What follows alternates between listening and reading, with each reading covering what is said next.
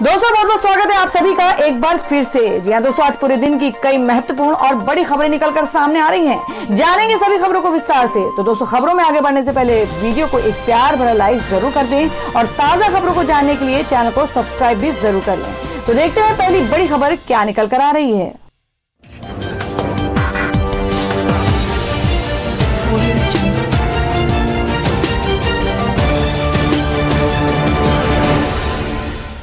दोस्तों, आज की पहली बड़ी खबर बता दें कि कानपुर लखनऊ में कोविड-19 की स्थिति पर सीएम योगी आदित्यनाथ चिंतित, अतिरिक्त इंतजाम के दिए निर्देश।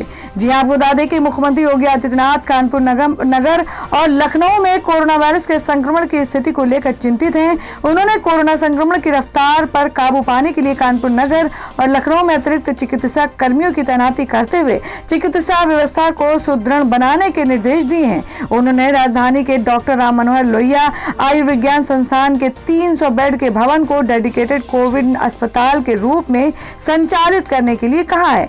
आपको बता दें, मुख्यमंत्री योगी आदित्यनाथ ने शुक्रवार को अपने सरकारी आवास पर उच्च स्तरीय बैठक में अनलॉक व्यवस्था की समीक्षा करते हुए कोविड अस्पतालों में सभी दवाओं और अन्य मेडिकल सामग्री की सुचारू उपलब्धता बनाए रखने के लिए निर्देश दिए हैं। उन्होंने कहा कि होम आइसोलेशन में रह रहे मरीजों से जिला स्तर पर संवाद के साथ सीएम हेल्पलाइन के माध्यम से भी संपर्क स्थापित रखते हुए उनके स्वास्थ्य की नियमित जानकारी प्राप्त की जाए। कोरोना संक्रमण की चेन को तोड़ने में कॉन्ट्रैक्ट ट्रेसिंग और मेडिकल टेस्टिंग की भूमिका पर जोर देते हुए इनसे जुड़ी कार्रवाई को पूरी तेजी से संचालित करने का निर्देश दिया है।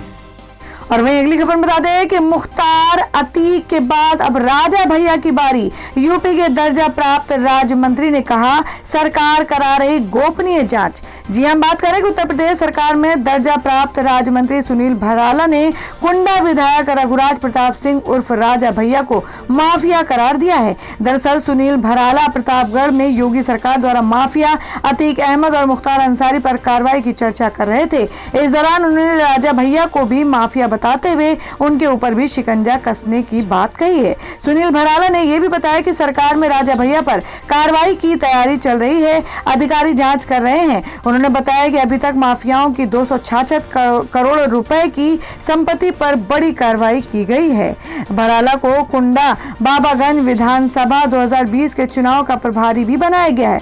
राज्य मंत्री कुंडा पहुंचे थे और बहेरिकपुर स्थित एक कॉलेज में भाजपा नेता और कार्यकर्ताओं के साथ बैठक की। इस दौरान बूथ सेक्टर और बूथ प्रभारियों के साथ 2015 में मिली हार की समीक्षा भी की। वहीं माफिया अतीक अहमद और मुख्तार अंसारी के खिलाफ कार्रवाई को लेकर बातचीत में कहा कि यूपी में राजा भैया ही नहीं बल्कि कोई भी गुंडा माफिया इस सरकार में नहीं बचेगा। भराला ने कहा कि जिन्हें लोग बड़ा कहते थे, हम उनके खिलाफ कार्रवाई कर रहे हैं। और वहीं अगली खबर में आपको बता दें कि कम नहीं हो रही है आजम खां के परिवार की मुश्किलें। बेटे अब्दुल्ला आजम के चुनाव लड़ने पर लग सकती है रोक। जी हम बात करें कि समाजवादी पार्टी के सांसद आजम खां की मुश्किलें कम होने का नाम नहीं ले रही हैं। पिछले 6 महीने से ज्यादा समय से वो और उनका पूरा परिवार जेल में बंद है। तो वहीं एक बार फिर आजम खां उनके बेटे अब्दुल्ला आजम की मुश्किलें बढ़ सकती हैं। इसके पीछे की वजह है कि यूपी विधानसभा सचिवालय की तरफ से राष्ट्रपति को भेजा गया वो पत्र जिसमें अब्दुल्ला आजम खां के भ्रष्ट आचरण के चलते 6 साल तक अब्दुल्ला के चुनाव न लड़ने की संस्तुति की गई है। आपको बता दें आजम खां मुख्यमंत्री तो नहीं थे, लेकिन मुख्यमंत्री से कम भी नहीं थे। लेकिन समय बदला, समाजवादी पार्टी सत्ता से बाहर हुई, बीजेपी सत्ता में आई और उसके बाद से ही आजम खां के लिए मुश्किलें शुरू हो गईं। अब रामपुर से समाजवादी पार्टी के सांसद आजम खां के बेटे अब्दुल्ला आजम की मुश्किलें बढ़ती नजर आ रही हैं। सीतापुर जेल में बंद अब्दुल्ला आजम खां के अगले 6 साल तक चुनाव लड़ने पर रोक लग सकती है। इस संबंध में यूपी विधानसभा सचिवालय की तरफ से राष्ट्रपति को पत्र लिखा गया है। बड़ी खबर बता दें, महाराष्ट्र में हजारों किसानों ने सड़कों पर किया विरोध प्रदर्शन। जी आपको बता दें कि संसद द्वारा हाल ही में पारित किए गए किसान विधेयक का विरोध अब महाराष्ट्र में शुरू हो गया है। महाराष्ट्र में शुक्रवार को सैकड़ों की संख्या में यहाँ के किसानों ने सड़कों पर उतरकर किसान विधेयक पर विरोध जताते हुए बैनर और पोस्टर लेकर नारे लगाए। महाराष्ट्र के किसानों ने विरोध प्रदर्शन करते हुए सड़क जाम कर दिया।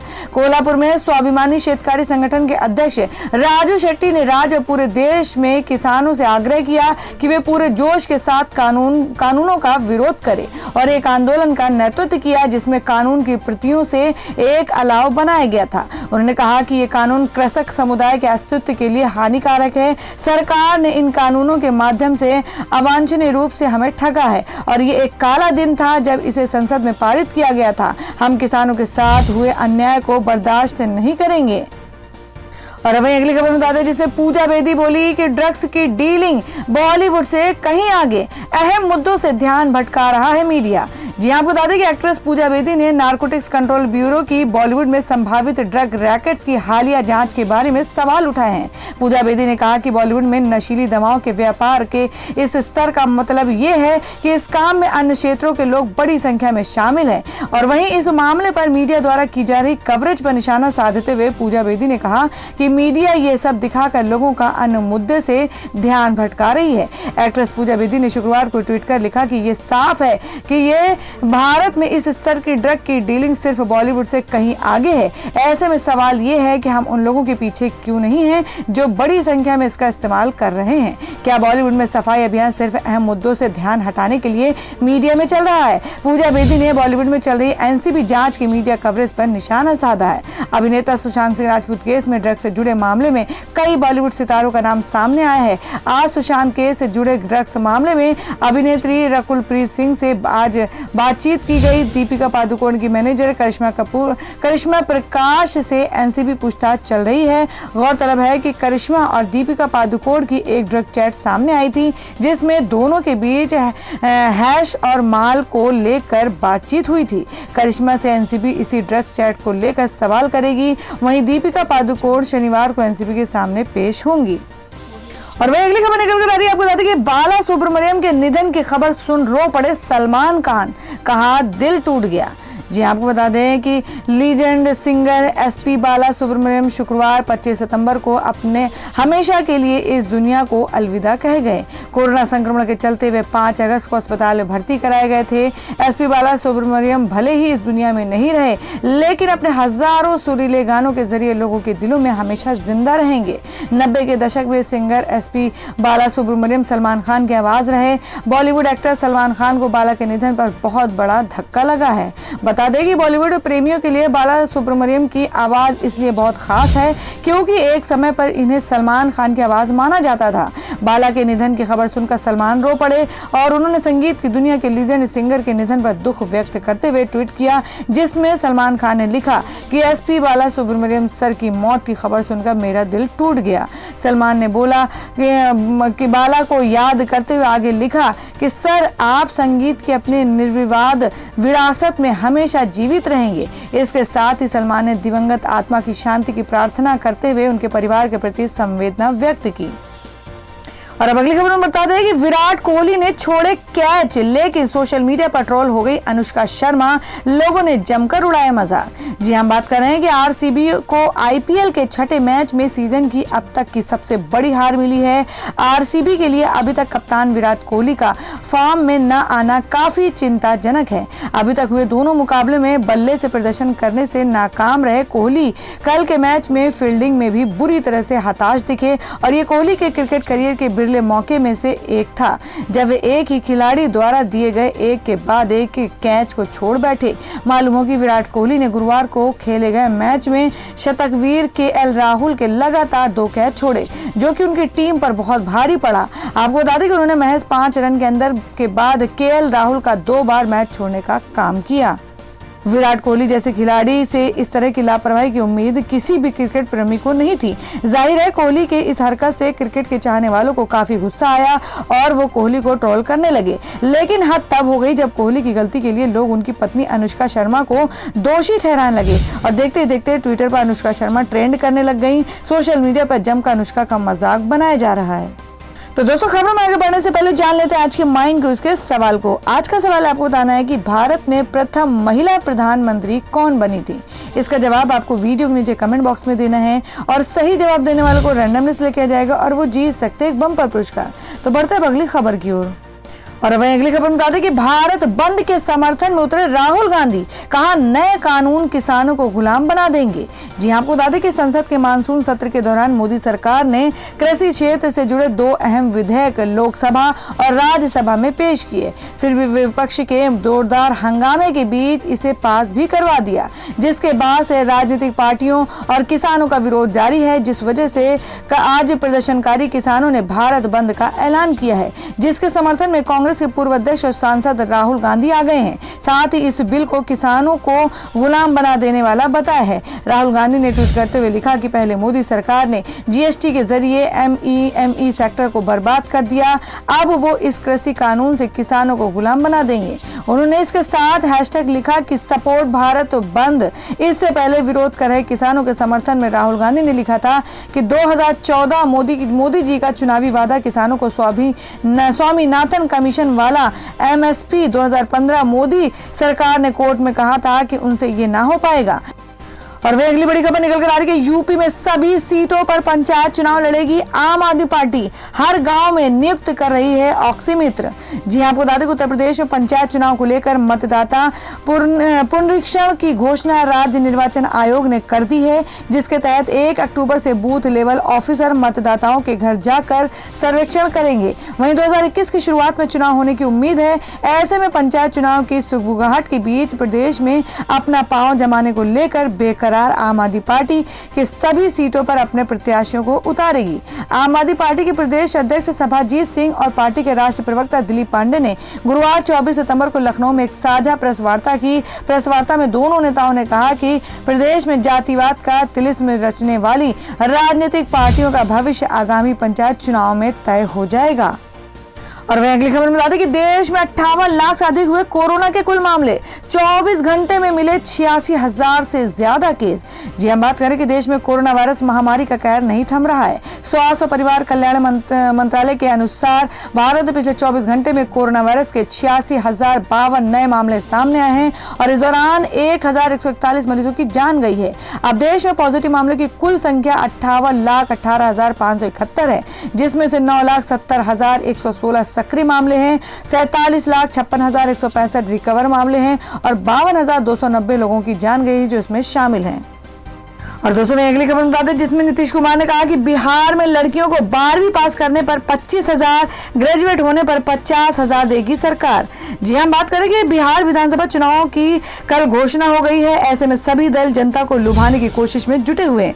वहीं मुख्यमंत्री नीतीश कुमार ने आज घोषणा करके 12वीं पास करने पर लड़कियों को 25,000 और ग्रेजुएशन पास करने पर 50,000 रुपए का इनाम राज्य सरकार देगी। सीएम नीतीश कुमार ने यह भी कहा कि सरकार एक विभाग बनाएगी जो स्किल डेवलपमेंट और उद्यमिता को प्रमोट करेगी। आईटीआई और पॉलिटेक्निक संस्थान भी इस विभाग के अंदर होंगे। सरकार नया बिजनेस शुरू करने वालों को आर्थिक सहायता भी देगी। बिहार में पिछले कुछ दिनों से केंद्र की नरेंद्र मोदी सरकार ने बिहार में हजारों करोड़ की योजनाओं की घोषणा की है। बिहार चुनाव के मद्देनजर केंद्र सरकार की मेहरबानी के बीच राज्य सरकार भी अपनी अलग घोषणाएं कर रही है। मुख्यमंत्री लगातार 3 बार से बिहार के मुख्यमंत्री हैं। एनडीए के सीएम पद के उम्मीदवार के सामने आरजेडी के तेजस्वी यादव होंगे।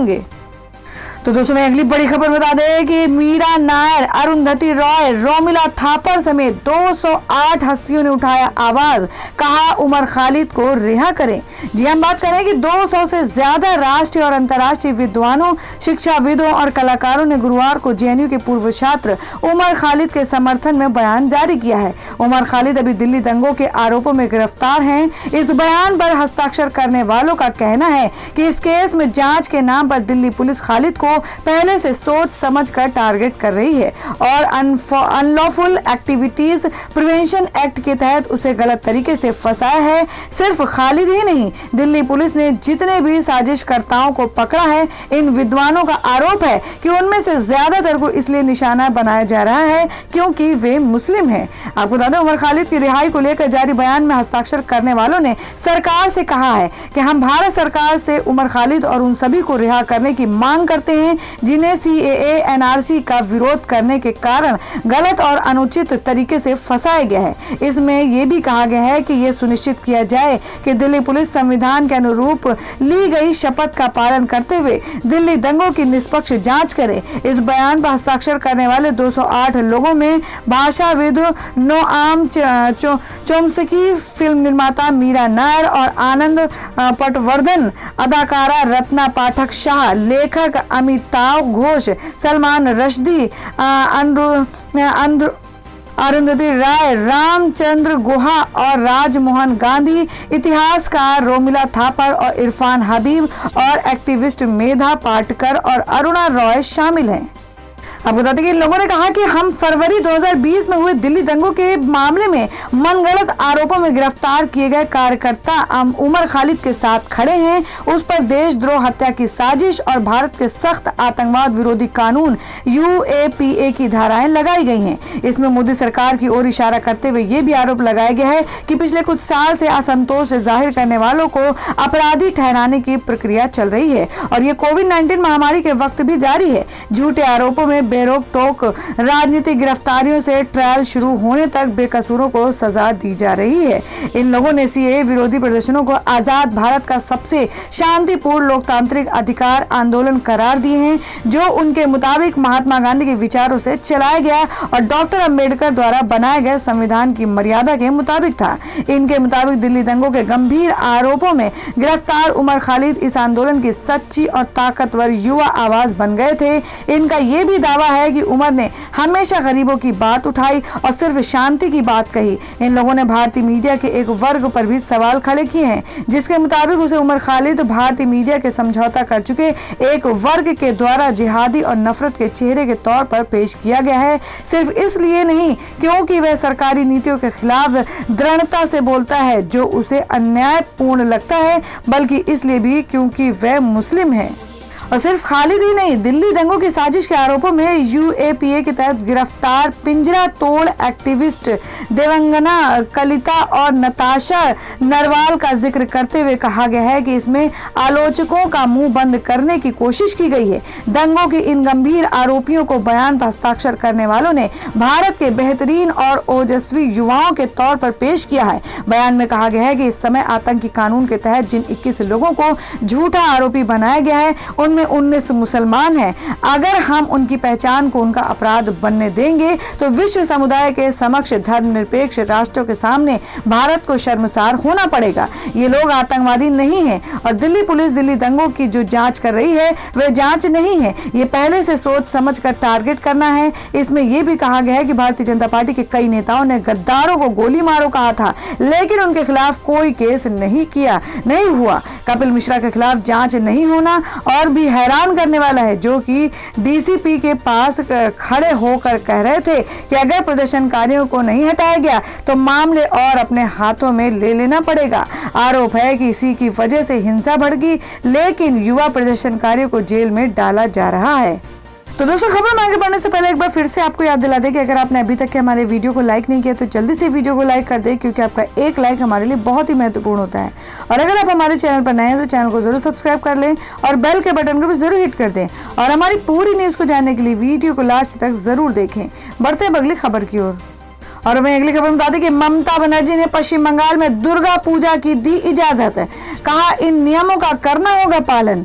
जी, हम बात कर रहे हैं कि देश भर में कोरोना महामारी का प्रकोप थमने का नाम नहीं ले रहा है और वहीं कोरोना से सर्वाधिक प्रभावित राज्यों में से एक पश्चिम बंगाल की मुख्यमंत्री ममता बनर्जी ने दुर्गा पूजा के बारे में बड़ा फैसला किया है। CM ममता बनर्जी ने बंगाल के प्रमुख त्योहार दुर्गा पूजा पंडालों में करने की इजाजत दे दी है, लेकिन इसके साथ ही प्रदेश सरकार ने इसके लिए कुछ नियम निर्धारित किए हैं, जिसका हर हाल में कड़ाई से पालन करना होगा। बता दें कि इस बार शारदीय नवरात्रि 17 अक्टूबर से प्रारंभ हो रही है। अधिमास होने की वजह से इस बार मां दुर्गा का उत्सव पितृ पक्ष खत्म होने के 1 महीने के बाद शुरू होगा। हालांकि इस बार कोरोना महामारी की वजह से दुर्गा उत्सव पर भव्य आयोजन नहीं होगा। वहीं बंगाल के प्रमुख त्योहार नवरात्रि और दशहरा के अवसर पर पश्चिम बंगाल सरकार ने दुर्गा पूजा करने की इजाजत कुछ कड़े नियमों और शर्तों के साथ दी है। आपको बता दें, पश्चिम बंगाल के मुख्यमंत्री ने प्रदेश भर में दुर्गा पूजा की अनुमति देने के साथ ही कुछ नियम लागू किए गए हैं, जिसके अंतर्गत दुर्गा पूजा के दौरान दौरान पंडाल को चारों तरफ से खोलना अनिवार्य होगा, यानी कि चारों ओर से पंडाल बंद नहीं होंगे। पंडाल पर केवल छत ही होगी। वहीं हर पंडाल में हाथ सैनिटाइजर को पंडालों के प्रवेश बिंदु पर रखना अनिवार्य होगा। कोरोना संक्रमण से बचाव के लिए हर किसी को आयोजन में मास्क पहनना अनिवार्य किया गया है। इसके साथ ही दुर्गा पूजा पंडालों में सोशल डिस्टेंसिंग का कड़ाई से पालन करने का आदेश दिया गया है। इसके अलावा सरकार के इस आदेश के अनुसार दुर्गा पूजा पंडालों में सांस्कृतिक कार्यक्रमों के आयोजन की अनुमति नहीं दी गई है। तो दोस्तों, ये थी अब तक की सभी बड़ी खबरों की अपडेट्स। टुडे ब्रेकिंग न्यूज और लेटेस्ट खबरों को देखने के लिए हमारे चैनल को सब्सक्राइब जरूर कर लें, वीडियो को लाइक और शेयर भी जरूर कर दें अपने दोस्तों और रिलेटिव्स के साथ। तो दोस्तों, फिर मिलेंगे काम की खबरों और सरकारी योजनाओं की एक और नई वीडियो के साथ। तब तक के लिए धन्यवाद दोस्तों।